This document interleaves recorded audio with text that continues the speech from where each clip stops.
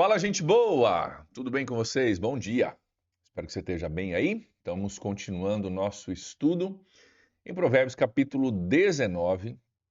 E hoje nós vamos ver, gente, uma coisa que quando você bater o olho você vai falar: é verdade, é verdade. Acontece, muito frequente. Pode acontecer com a gente, apesar da gente achar que não, pode acontecer contigo e comigo. E nós vamos falar sobre essa tendência muito comum humana, tão comum é que aparece no livro de Provérbios, né? É uma tendência tão comum, tão universal, tão humana, que o autor de Provérbios coloca para nós aqui como um comportamento humano, né? Uma coisa que ocorre com muita frequência e nós vamos ver que aqui há uma constatação de um fato, mas também um convite para a gente ser diferente, para a gente não permitir que o nosso coração vá na mesma direção da pessoa que é exemplificada no nosso texto de hoje. Estamos em Provérbios 19, versículo 3. Vamos olhar junto? Aperta o cinto aí e vamos juntos. Olha só o que diz. É a insensatez do homem que arruína a sua vida, mas o seu coração se ira contra o Senhor. Vou ler de novo. É a insensatez do homem que arruína a sua vida. Mas, uma vez arruinada, o seu coração se ira contra o Senhor. O que esse versículo aqui está dizendo para nós? De uma culpa mal colocada. Uma pessoa que vê a sua vida não indo na direção correta, na melhor direção, e é natural para nós, o ser humano, ele faz isso, tá? Por isso que a gente tem tanta dificuldade com perdão, por exemplo, tá?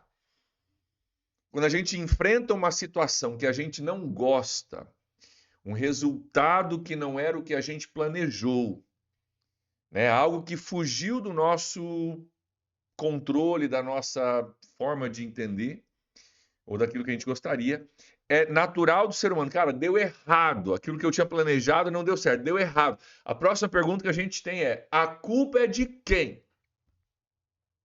A culpa é de quem? Porque deu errado. Mas eu tinha planejado para que desse certo. Então, se deu errado, alguma coisa entrou no meio do caminho e bagunçou o coreto. A culpa é de quem? E às vezes nós concluímos que a culpa é do outro. E talvez seja. Às vezes nós concluímos que a culpa é nossa. E às vezes, parece meio engraçado isso, mas é verdade, às vezes a gente precisa se perdoar. No 30 semanas a gente trata um pouco disso, né? A gente precisa se perdoar, entender, cara, ok, eu não sabia, não entendia, eu preciso me permitir continuar vivendo, aprendendo, melhorando, sem eu me auto-massacrar, né, o resto da minha vida. Então, às vezes a gente conclui que a culpa é do outro, às vezes a gente conclui que a culpa é nossa, minha. A gente meio que se martiriza por isso, né? Ou a gente recua com medo de nunca mais, né? Como eu errei uma vez, eu vou recuar, não quero nunca mais errar. Mas às vezes a gente conclui que a culpa é de Deus. E a gente colhe uma consequência de uma, né? Ou a gente colhe uma situação, a gente vive uma situação que a gente não gosta, que não é bacana, mas que acaba sendo uma consequência da nossa insensatez, mas a gente acaba culpando a Deus. Até porque o insensato, se você olhar bem da forma técnica dentro do livro de Provérbios, o insensato ele nem sabe que ele é insensato. O insensato ele é incapaz de aprender com os seus erros. Então ele olha para um erro e ele fala: a culpa não é minha. A culpa é de Deus, mas não é minha. Né? E de certa forma é mais fácil culpar Deus, não é? De certa forma. Porque se eu sou o culpado, eu preciso mudar. Eu preciso mudar. Eu preciso alterar a minha conduta e a minha visão e os meus valores para que esse erro que eu cometi, eu não cometa de novo. Mas se o culpado é Deus, Então eu me isento de culpa, me declaro inocente e coloco Deus no banco dos réus. Gente, vamos parar aqui só um pouquinho para a gente abrir um parênteses. Olha só o que eu acabei de falar. É tão comum a gente ver isso e às vezes até a gente fazer isso que a gente acha, pois é, às vezes a gente faz isso, é normal. Volta aqui, deixa eu repetir para você o que eu acabei de falar. Quando eu acho que o culpado é Deus e não sou eu me auto-isento de culpa, eu me declaro justo e livre de culpa. E eu condeno Deus. Sabe o que se revela no meu coração? Isso é muito, muito importante, não perca isso. Sabe o que se revela no meu coração? Que no meu coração eu ainda sou Deus. Porque eu acabei de me declarar justo e eu acabei de condenar a Deus. Ei, sabe quem que pode condenar a Deus? Quem pode condenar a Deus? Só alguém que se acha maior e melhor do que Deus. Só alguém que acha que Deus era o seu servo. E esse servo, Deus, falhou comigo, então eu condeno meu servo. Mas isso só revela uma coisa aqui dentro do meu coração. Que, na verdade, eu não tenho Deus como Deus. Eu tenho Deus como servo. E, na verdade, no meu coração, no meu orgulho do meu coração, eu me enxergo e eu ajo como Deus, me isentando e culpando a Deus. E, gente, vamos falar um pouquinho sobre isso? Isso é uma coisa muito comum, que às vezes passa desapercebido para muitos de nós, mas o que nós estamos fazendo quando a gente culpa a Deus, a gente está, na verdade, revelando alguma coisa que está dentro do nosso coração. Quando eu culpo a Deus, eu revelo que a minha visão de Deus é um Deus que deve satisfazer os meus desejos, ou cumprir os meus planos, ou fazer as coisas do meu jeito, no meu tempo, conforme eu quero. E quando Deus não cumpre a parte dele, do acordo, eu fico então bravo com Deus como se ele me devesse alguma coisa. Queridos, posso te dizer uma coisa? Deus não deve nada pra gente. Deus não deve nada pra gente. Se tem alguém que deve nessa equação, somos eu e você. Quero lembrar também você que nós não compreendemos as coisas que Deus faz sempre. O livro de Jó foi escrito em parte para a gente entender isso. O problema é que a gente não lê o livro de Jó. São 42 capítulos, acabei de ler agora de novo. São 42 capítulos, são extensos e um pouco difíceis de entender. Mas se você faz parte do devocional diário há alguns anos, você já estudou o livro de Jó comigo. No livro de Jó, Deus faz uma coisa que ninguém consegue entender. Aí vem 3 amigos de Jó, cada um tem uma explicação diferente. No final vem um quarto amigo. E resumo da ópera, no final do livro, Deus diz que todos eles estavam errados. Ou seja, toda a tentativa humana de entender o agir de Deus e por que Deus fez com Jó o que permitiu acontecer. Deus não fez, mas permitiu acontecer com Jó o que ele permitiu acontecer. Todas as respostas estavam erradas. Ou seja, ninguém entendeu. Ninguém sabe por que Deus faz as coisas do jeito que Deus faz. Mas existe uma promessa na Bíblia de que Deus é um pai de amor, que sabe dar boas coisas para os seus filhos, né? Que tudo coopera para o bem daqueles que amam a Deus e são chamados de acordo com o seu propósito. Não é que tudo gera o bem, tudo coopera para o bem. Deus usa todas as coisas, se a gente permitir, para o bem.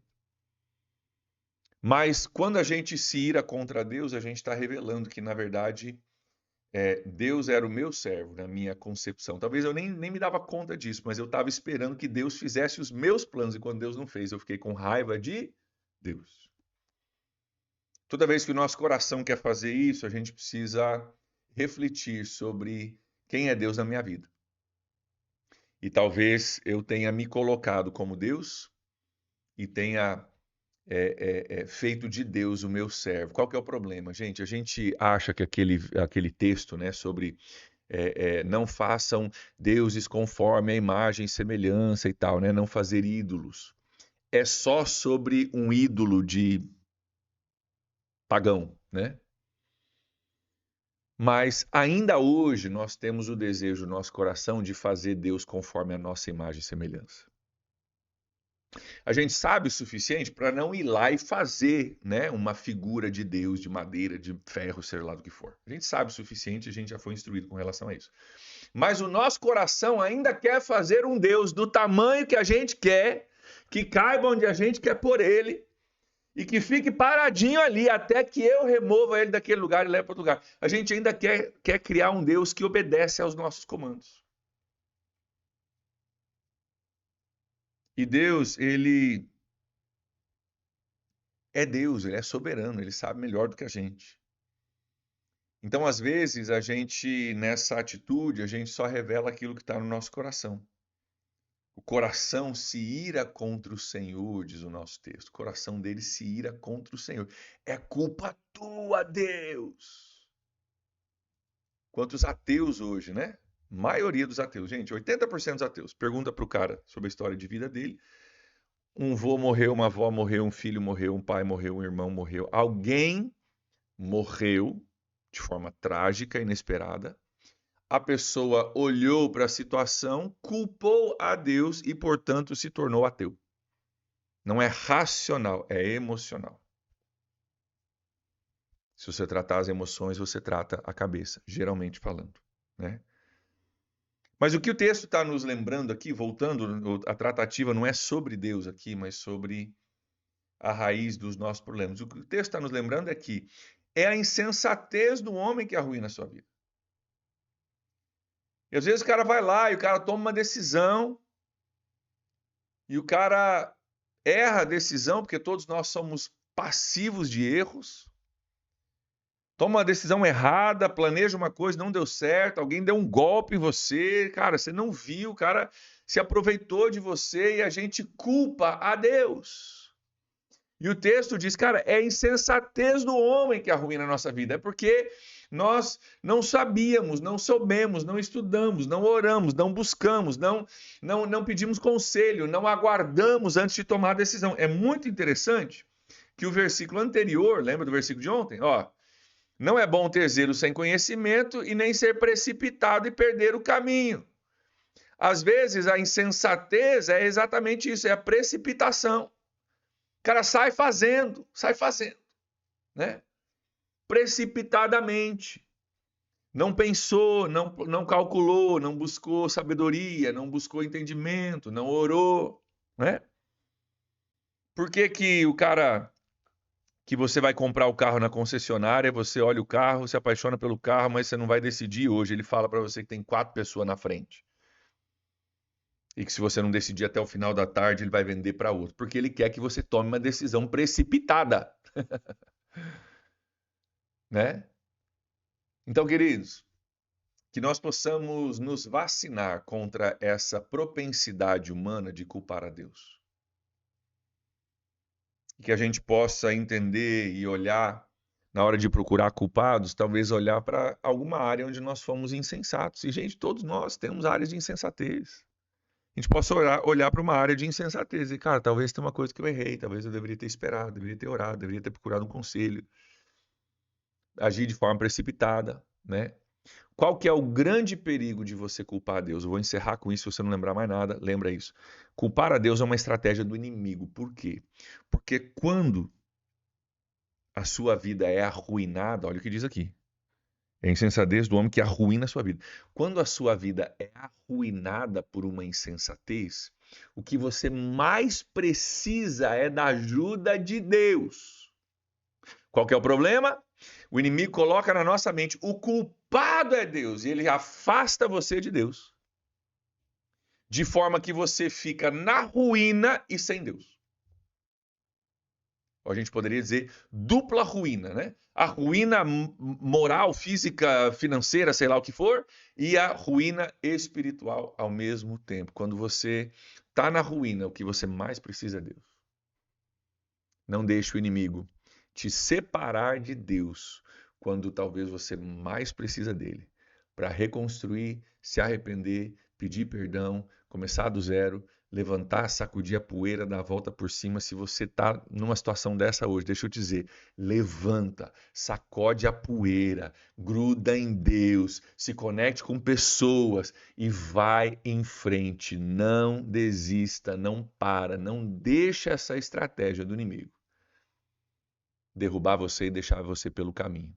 Deus tem um destino para a sua vida. Ele quer que você termine a carreira, guarde a fé. E em nome de Jesus eu declaro sobre a sua vida, você vai ser esse tipo de pessoa. Eu vou ser esse tipo de pessoa que combate o bom combate, termina a carreira e guardamos a fé. Amém? Vamos orar? Deus, em nome de Jesus, colocamos diante do Senhor nossas vidas e reconhecemos o quanto essa propensidade também é nossa. Não é só dos outros, é nossa também. Ajuda-nos, Deus, em nome de Jesus, a, com muita graça, entendermos a nossa necessidade de ajustar o nosso coração com relação à nossa percepção do Senhor. Se existe um ajuste que precisa ser feito em nós, Deus, faz esse ajuste em nome de Jesus e livra-nos dessa cilada de culpar a Deus pela nossa própria ruína. Nós oramos assim, em nome de Jesus. Amém. Amém, gente? Um abraço para vocês aí. Deus abençoe. Grande abraço. A gente se vê na próxima. Tchau, tchau.